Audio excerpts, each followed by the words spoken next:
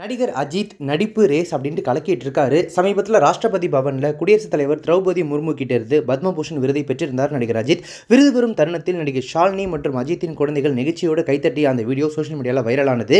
விருது பெற்றதும் சில மீடியாக்களை சந்திச்சு பேட்டியும் கொடுத்திருக்காரு அஜித்.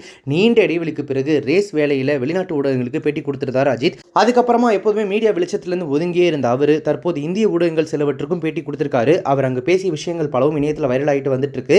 விருது பெற்ற பிறகு நடிகர் அஜித் குடும்பத்துடன் சென்னை திரும்பினார். சென்னை விமான நிலையத்தில் அவரை காண ரசிகர்கள் குவிஞ்சிருந்தாங்க. அங்க செய்தியாளர்களிட்ட பேசிய அஜித் குமார் பெருசா எதுவுமே பேசாம நன்றி தெரிவிச்சுட்டு தனியாக சந்திப்போம் அப்படின்னு கூறி முடிச்சுக்கிட்டாரு.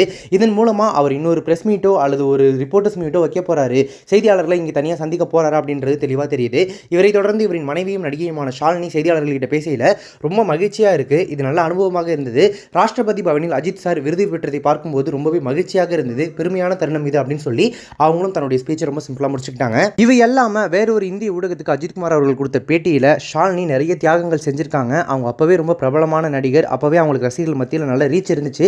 ஆனால் என்னை திருமணம் பண்ணிக்கிட்டதுக்கு அப்புறமா நடிப்பை விட்டுட்டு என்னுடைய ஒவ்வொரு ஸ்டெப்லையுமே அவங்க உறுதுணையாக இருந்திருக்காங்க. வாழ்க்கையில் நான் எடுக்கிற முடிவுகள் சில நேரம் தவறாகவும் போயிருக்கு. அந்த நேரத்திலையும் எனக்கு உறுதுணையாக ஒரு நல்ல துணையாக என் கூடவே இருந்திருக்காங்க அப்படின்னு சொல்லி ஷாலினியை பற்றி ரொம்பவே பெருமையாக அந்த இடத்துல மகிழ்ச்சியோடு பேசியிருக்காரு அஜித்.